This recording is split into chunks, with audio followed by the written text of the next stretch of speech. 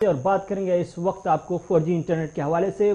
बाज़ाब्ता तौर पर पार्लियामेंट में जो जवाब दिया गया है। जम्मू कश्मीर और लद्दाख में कम्युनिकेशन जो गैप एक मुद्दत तक देखने को मिला था, उस गैप पर इस वक्त जो बड़ी खबर निकल कर आ रही है वो ये कि पार्लियामेंट में बाज़ाब्ता तौर पर जो जवाब दिया गया है वो कहा गया है कि जम्मू कश्मीर और लद्दाख में तेज़ रफ्तारी के साथ इंटरनेट की खदमात मुहैया कराई जा रही हैं और 91.4% लद्दाख हो जम्मू कश्मीर हो दोनों यूटी की आबादी इस वक्त 4G इंटरनेट से मुंसलिक है। ये ऐवान में मरकजी सरकार की तरफ से तहरीरी जवाब दिया गया है। Ministry of state for communication Suvendra Chauhan ने बाज़ाब्ता तौर पर तहरीरी जवाब में बताया है कि चूंकि मुल्क की मफाद में या सिक्योरिटी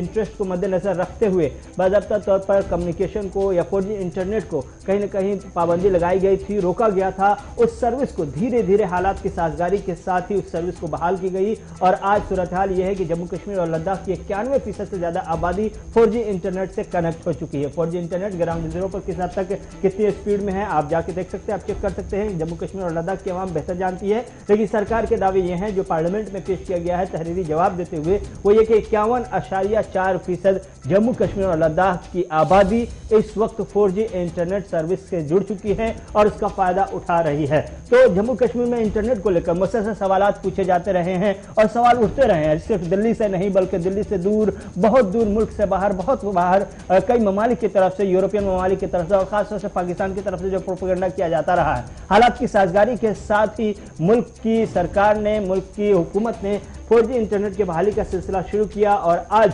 2 साल जब मुकम्मल हो गए हैं आर्टिकल 370 की मनसूखी को, तो आज नौबत यह है कि हालत यह है कि 91% से ज़्यादा आबादी, चाहे वो जम्मू कश्मीर और लद्दाख की हो, ये सब के सब 4G इंटरनेट से इस्तेफादा कर रही है, 4G इंटरनेट से जुड़ चुकी है। इन्हें कम्युनिकेशन गैप जो था वो गैप खत्म हो गया है, या यूँ कहिए कि इंटरनेट की फैसिलिटी पर जो पाबंदियाँ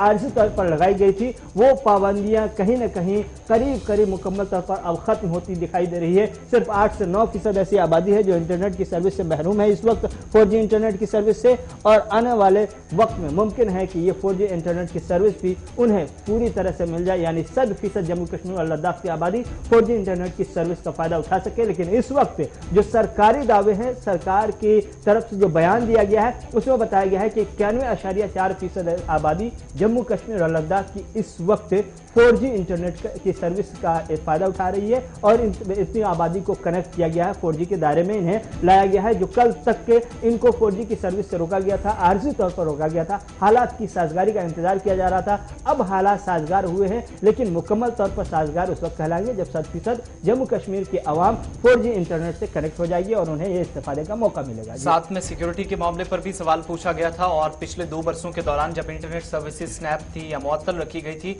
तो उस पर सरकार ने जवाब देते हुए कहा कि 5 फरवरी 2021 को तमाम जो तेज रफ्तार इंटरनेट सर्विसेज थी हर इलाके के अंदर, हर कस्बे के अंदर, हर गांव तक बहाल कर दी गई थी और किसी तरह की परेशानी नहीं है। लेकिन यहां पर सेफ्टी रूल्स 2017 का जिक्र किया गया, पब्लिक इमरजेंसी और पब्लिक सेफ्टी का रूल्स 2017 के तहत बात करते हुए कहा गया कि इंटरनेट यूजर्स को इस बात को यकीनी बनाना चाहिए कि कम से कम सिक्योरिटी के जो मामलात हैं सोशल मीडिया पर उन पर डिस्कस ना हो, उनसे इज्तनाब किया जाए और उन पर किसी तरह का कमेंट करने से, ताकि अमन व कानून की सूरत हाल कहीं खराब ना हो इंटरनेट का गलत इस्तेमाल करके।